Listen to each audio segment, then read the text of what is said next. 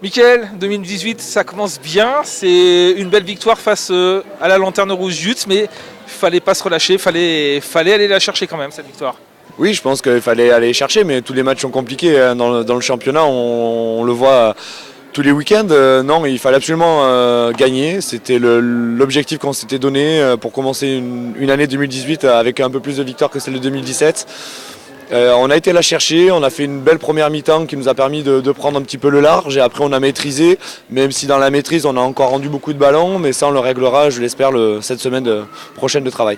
Ça, on a senti qu'il y avait encore de la place pour encore scorer encore un peu plus dans cette partie. Oui, c'est ça. Je pense qu'on a, même si on aurait pu marquer plus, je pense qu'on aurait pu défendre mieux. Surtout, on a pris beaucoup de buts autour du pivot. Ça, c'est vraiment agaçant là-dessus. Et malheureusement, on ne joue pas tous les week-ends Utes. Il y a des équipes qui sont devant. Il y en a 10 devant. Voilà. Donc, ça va être compliqué. Et que je pense que ce manque de régularité et de constance, ça se paye après sur des matchs. On l'a vécu tout au long de l'année précédente. Et finalement, mais ça s'est payé par pas mal de défaites. Donc, il faut absolument rester plus constante là-dessus, quoi. Néanmoins, cette victoire, elle fait du bien, elle peut peut-être lancer cette année 2018 d'une bonne manière et mettre peut-être d'entrée le HBO sur une bonne dynamique.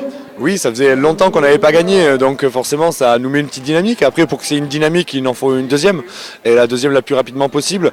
Il nous reste encore un match pour finir la phase aller. On se déplace à Marseille, qui va être à Plantecuque, ça va être un match très compliqué parce qu'elles sont troisième au classement.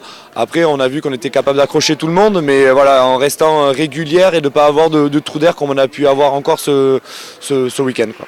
Parce que le HBO est capable de remonter un peu dans ce classement. On a vu que sur cette phase allée, le HBO a souvent perdu, mais souvent perdu de 2-3 buts. Il n'y avait jamais grand-chose, mais ce petit écart, à l'arrivée, il coûte cher.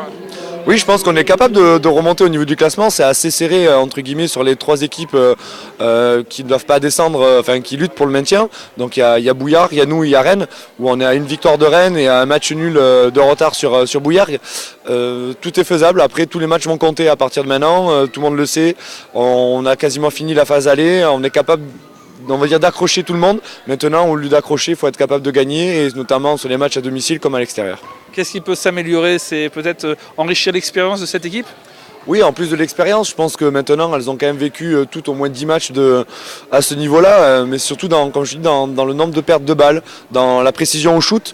Après, tout ne sera jamais parfait, mais je pense que là-dessus on doit travailler. C'est vraiment de la lucidité à mettre en place sur les entraînements.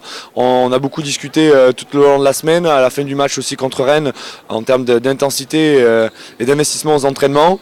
Ce week-end ça a payé, j'attends que ça continue à payer tout au long de la semaine pour faire un bon match à Plantecuque.